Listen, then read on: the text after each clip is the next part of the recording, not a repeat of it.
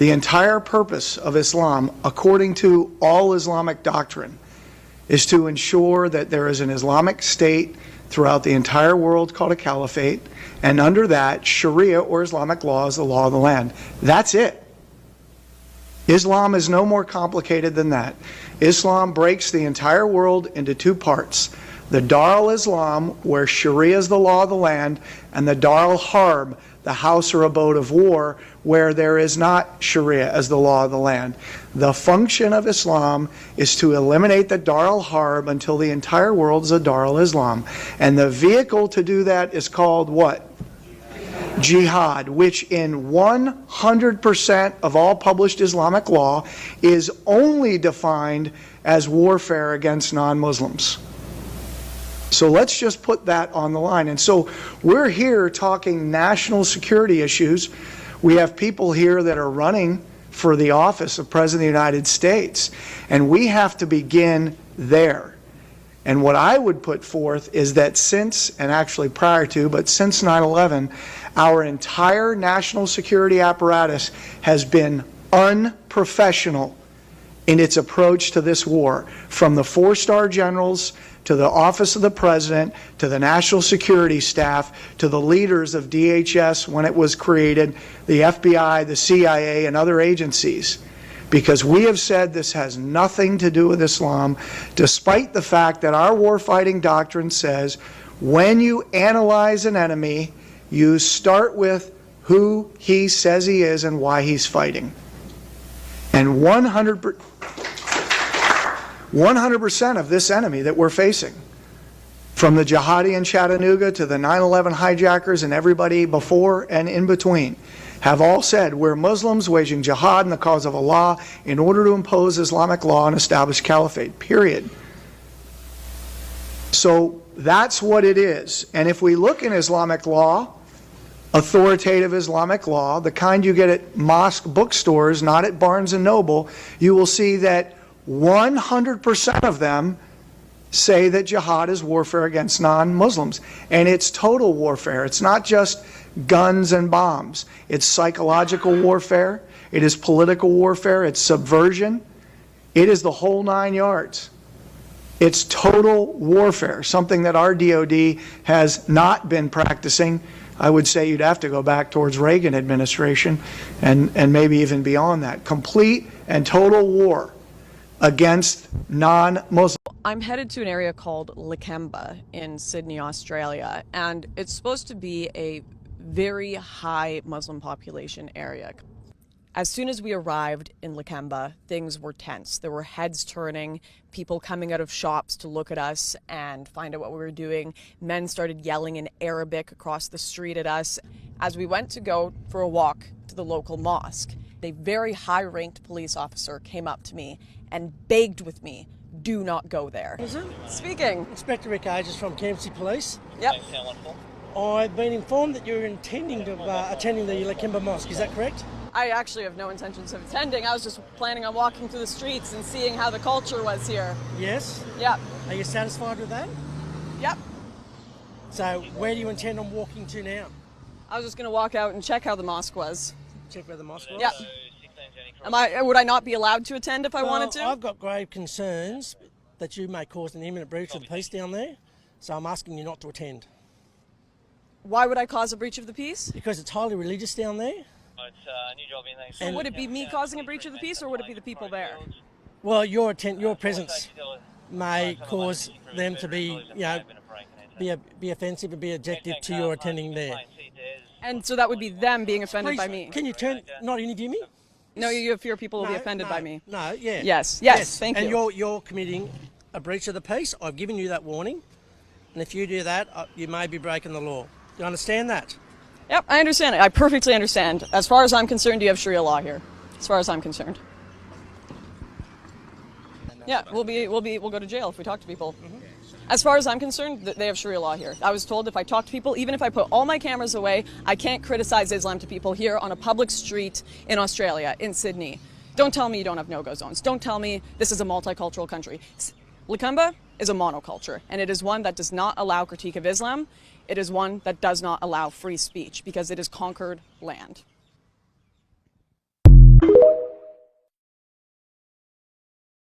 حديث فيقول قال رسول الله صلى الله عليه وسلم أمرت أن أقاتل الناس.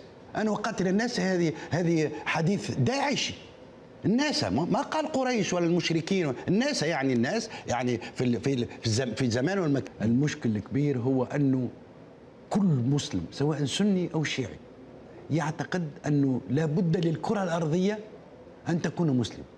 لذلك في كل واحد من المسلمين حتى في اللاوعي متاعه بالمعنى الفرويدي للكلمة، في اللاوعي متاعه أنه كل الديانات كلها مغلوطة، وإنما رأس والمنتهى الديانات هو أن تكون مسلم. لذلك داعش تعتقد أنه لابد أمريكا تكون مسلم، لابد لاوس، الفيتنام، جنوب أفريقيا لابد أن يكون مسلم. ولذلك الجهاد في كل مكان صالح وفي كل مكان مجدي، في أورلاندو، في سوسة، في نيس، في فرنسا، في كل مكان مجدي. You know, our actions had nothing to do with Gaza. Gaza is the trigger, is the motivator, is the thing that gave us an opportunity, gave us an audience. You have the potential of changing and reforming life for everyone. Amen. And we call it, you know, we reduce it to the term da'wah. But da'wah is so expansive if we really set our minds to it. But we don't need to ram them down people's throats as being, this is Islamic. I don't need to do that. I just need to tell people. I mean, for instance, I always give the example in Britain of when we started many years ago, about probably 28, 30 years ago.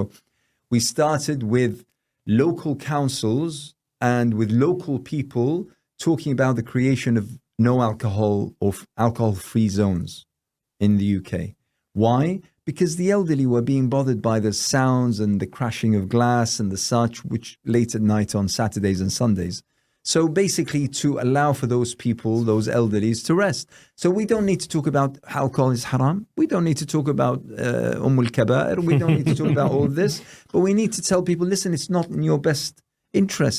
When, for instance, alcohol abuse in the UK costs the economy something like £32 billion every single year. Yeah. Imagine how many hospitals, how many schools, how many, you know, doctors, how many, all of this you can provide for those 32 billion that go on domestic abuse, on rehabilitation, on crime, on disturbance, on everything. Prison system. So all of a sudden, people are thinking, you know, that's a good idea. And you're not mentioning the word of Islam. Yeah.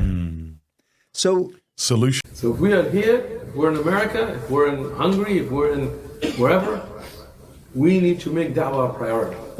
Da'wah is your first priority. I mean, yes, you may work. Yes, you have families.